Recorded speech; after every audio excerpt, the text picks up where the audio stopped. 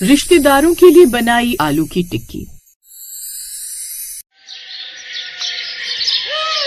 ये कहानी है मोहनपुर गांव की। इस गांव में सभी लोग मिलजुल कर रहा करते थे। यहाँ ना तो कोई अपनी अमीरी का घमंड करता और ना ही किसी गरीब को दबाया करता। ऐसे ही एक दिन गांव में पंचायत लगी हुई थी, जहाँ सभी पंच अपने गालों पर हाथ रखे बैठे होते हैं और उन्हीं में से सरपंच कहता है, भाई साहब, बात सिर्फ खाने की नहीं है, बात इज्जत की है। समझ नहीं आ रहा कि गांव की इस लाडली की शादी में ऐसा कौन सा हलवाई बुलाऊं जो हमारे मेहमानों और खास तौर पर उन नखरेबाज रिश्तेदारों की खातिरदारी में कोई कसर न छोड़े। शहर से जो रिश्तेदार आ रहे हैं उनके नखरे तो 7वें आसमान पर है। मोहन भाई, आपकी चिंता जायज है, पर अब शायद भूल रहे हैं कि लड़के वालों के उन वीआईपी रिश्तेदारों ने साफ साफ संदेश भिजवाया है। उन्होंने कहा है कि पूरी शादी में चाहे कुछ हो या ना हो, उन्हें तो बस आलू की टिक्की चाहिए, और टिक्की भी ऐसी वैसी नहीं, बिल्कुल वैसी जैसी बड़े शहरों के 5 स्टार होटलों में मिलती है। तुम बिल्कुल सही कह रहे हो भाई, पर कलेजा मुंह को आ रहा है ये सोचकर कि क्या पूरी शादी में सिर्फ आलू की टिक्की रखना ठीक रहेगा। लोग कहेंगे कि मोहन की बेटी की शादी में गए थे और वहाँ सिर्फ आलू खाकर लौट आए। ये तो बहुत ही अजीब और शर्मिंदगी वाली बात हो जाएगी।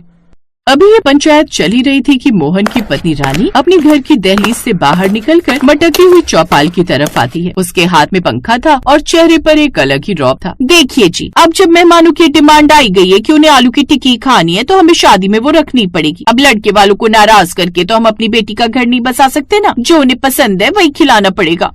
भाग्यवान, मेरी बात तो सुन। टिक्की रखने में मुझे कोई ऐतराज नहीं है, आलू तो अपने ही खेत के, पर दिक्कत ये है कि उन्हें सिर्फ आलू की टिक्की नहीं चाहिए, उन्हें उसमें वैरायटी चाहिए। अब ये वैरायटी क्या भला है, मुझे तो समझ ही नहीं आता। वो कह रहे हैं कि अलग अलग तरह की चटनियाँ होनी चाहिए, ऊपर से दही सौंठ का हिसाब भी अलग। अरे हमें तो बस वो साधारण सी टिक्की पता है, जैसे तवे पर सेक कर पत्तल में दे देते हैं। अब ये न जाने कौन सी चटनियाँ बता रहे हैं, कोई हरी कह रहा है, कोई लाल, कोई खट्टी मीठी। अब क्या हम शादी में असली खाना न रखकर सिर्फ आलू की टिक्कियाँ ही तलते रहेंगे? तो क्या हुआ, अगर उन्हें टिक्की चाहिए तो हम ऐसी टिक्की बनवाएंगे कि शहर वाले भी उंगलियां चाटते रह जाएंगे। आप बस एक बढ़िया हलवाई का इंतजाम करिए, बाकी चटनियों का जुगाड़ मैं देख लूंगी। मोहन जी को रानी की बात में दम तो लगा, पर हलवाई कहाँ से लाए। तभी गांव का सबसे चतुर लड़का चिंटू वहाँ से गुजर रहा था। चिंटू को शहर की काफी जानकारी थी।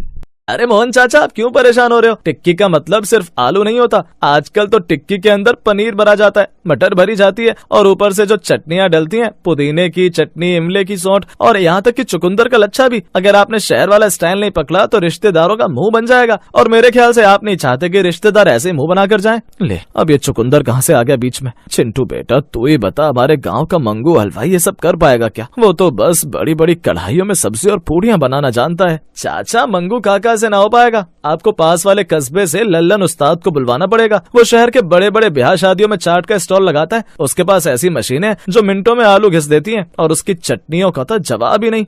मोहन जी ने तय किया कि इज्जत का सवाल है तो लल्लन उस्ताद को ही बुलाया जाए। 2 दिन बाद लल्लन उस्ताद अपनी पूरी टीम और बड़े बड़े पीतल के तवों के साथ मोहनपुर गांव पहुंच गया। गांव में पहली बार इतना बड़ा चाट का सेटअप लग रहा था।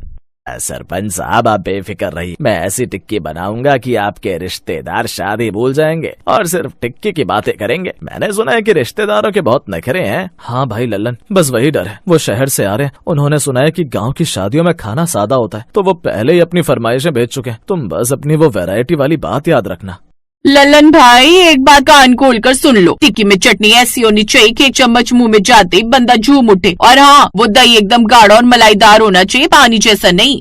अरे मालकिन, आप चिंता मत करो, मेरी चटनियों के लिए तो लोग दूर दूर से आते हैं। मेरी हरी चटनी में पुदीना, धनिया और कच्ची अमिया का ऐसा मेल होता है कि सर्दी में भी पसीना आ जाए, और मेरी लाल सौंठ में तो मैं असली केसर और छुआरे डालता हूँ। उसकी बातें सुनकर रानी खुश हो जाती है और वहाँ से चली जाती है। मोहनपुर गांव की गलियां लाइटों से सजी थी। जैसे ही बारात घर के अंदर दाखिल हुई, सबकी नजरें उस बड़े से काउंटर पर टिक गई, जहां लल्लन उस्ताद अपने चेलों के साथ खड़ा था। अरे भाई साहब, सुना था इस गांव में सिर्फ पूरी कचौनी मिलेंगी, पर यहाँ तो खुशबू कुछ और ही कह रही है। ये टिक्की जरा देखो तो सही, कितनी करारी लग रही है। अरे छोड़ो भी, गांव की टिक्की में क्या वो बात है। देखना, या तो आलू कच्चे होंगे या चटनी में सिर्फ पानी होगा। आइए साहब, क्या लेंगे? हमारे पास शाही पनीर टिक्की, मटर मसाला टिक्की और स्पेशल कुरकुरी आलू टिक्की है। कौन सी प्लेट लगा दूं? अरे यहाँ तो सच में वैरायटी है। अच्छा सुनो, एक प्लेट लगाओ, पर सुनो, दही ज्यादा मत डालना, चटनी थोड़ी तीखी रखना, और ऊपर से वो बारीक वाला भुजिया जरूर डालना। साहब आप बस शुरू करिए, बाकी सब मुझ पर छोड़ दीजिए। भाई साहब, ये क्या खा लिया मैंने?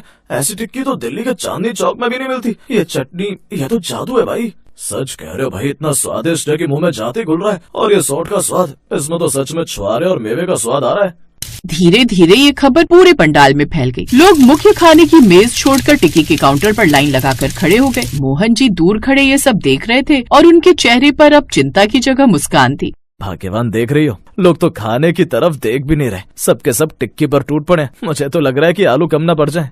मैंने कहा था ना आपसे, बस एक बार शुरुआत करने की देर थी। गांव की इज्जत बच गई और हमारी बेटी की शादी यादगार हो गई। देखिए, वो जो शहर वाले रिश्तेदार बहुत नखरे दिखा रहे थे, वो तीसरी प्लेट के लिए लाइन में लगे हैं। तभी लड़के वाले मोहन के पास आते हैं और कहते हैं, अरे समधी जी, ये सब तो आपकी दुआ है। हमने सोचा जब आपने फरमाइश की है तो कमी क्यों छोड़े, बस आलू ही तो थे, पर लल्लन भाई ने उनमें जान फूंक दी। मोहन भाई आज मान गए, आपने सिर्फ टिक्की नहीं खिलाई, गांव का नाम ऊंचा कर दिया। अब इस गांव में जब भी किसी की शादी होगी तो लोग कहेंगे टिक्की हो तो मोहन जी की बेटी जैसी।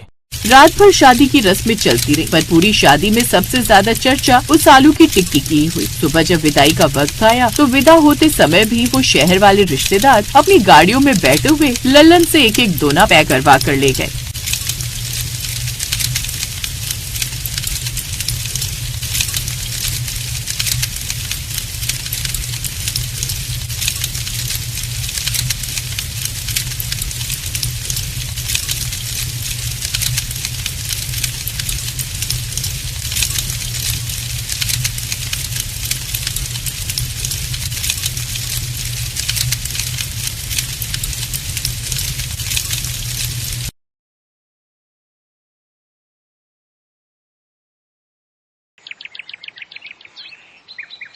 जानकी अम्मा को गांव में सभी देसी घी की टिक्की वाली अम्मा के नाम से बुलाते थे। जानकी अम्मा पिछले 10 साल से देसी घी की टिक्की का ठेला लगाती आ रही थी।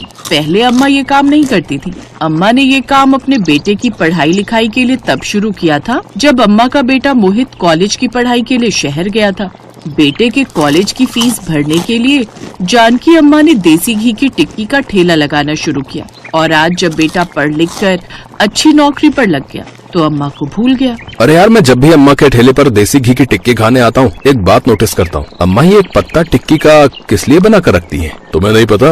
अरे मुझे तो ये बात पहले से पता है। अरे अम्मा ये टिक्की अपने बेटे के लिए रखती है। जब भी ठेला शुरू करती है तो सबसे पहले 2 टिक्की बढ़िया सी तैयार करके अपने बेटे के लिए रख देती है। तो बेटा यहीं पास में रहता है क्या? फ्री होकर आ जाता होगा खाने। भैया लगता है गाँव में नए आए हो। अम्मा का बेटा तो पहले कई सालों से मिलने ही नहीं आया, शहर में रहता है वो। जिस बेटे को पढ़ाने लिखाने के लिए अम्मा ने ये देसी घी की टिक्की का ठेला शुरू किया था, वही बेटा शहर में पैसे कमाते ही अपनी माँ को भूल गया। अम्मा पहले कई सालों से उसी की आस में टिक्की बनाकर रखती है कि शायद एक दिन उनका बेटा आएगा और बोलेगा अम्मा टिक्की दो। अब तो अम्मा को कम सुनाई देता है, थोड़ा तेज बोलना पड़ता है तब उन्हें सुनाई देता है। अरे अम्मा कैसी हो? ठीक हूँ बेटा। अम्मा बढ़िया सी करारी सी टिक्की बना दो। अभी देती हूँ बेटा। अम्मा जैसे बहुत सी खाने की चीजें होती हैं, उनमें से टिक्की का ठेला ही लगाना आपको सही क्यों लगा? और देसी घी की टिक्की ही क्यों? बेटा देसी घी की टिक्की मेरे बेटे मोहित को बहुत पसंद है। जब वो छोटा था तो अक्सर वो देसी घी की टिक्की बनवाता था। फिर जब वो कॉलेज में आया तो पढ़ाई के लिए पैसों की जरूरत थी। मैंने उसी की पसंद की देसी घी की टिक्की बनाकर बेचना शुरू कर दी। अम्मा आप अपने बेटे को पढ़ाने के लिए पहले ही कितने सालों से मेहनत कर रही हो। बेटे के लिए टिक्की बनाकर रोजाना आने की राह देखती हो। पर अम्मा आपका बेटा तो आपको भूल गया है, तभी पिछले 6-8 सालों से आपकी खबर तक नहीं ली। वही तो बात है, पर माँ तो माँ होती है। पूत का पूत बन जाए पर माता को माता नहीं होती। माँ माँ होती है जो अपने बच्चों से कभी रूठती नहीं। अम्मा भी अपने बेटे के इंतजार में नजरें बिछाए रहती हैं। पता नहीं अम्मा का बेटा कब लौटेगा। जानकी को पूरा गांव जानता था, इसलिए सब जानकी की बहुत इज्जत करते थे। जानकी ने कभी मौसम की परवाह नहीं की।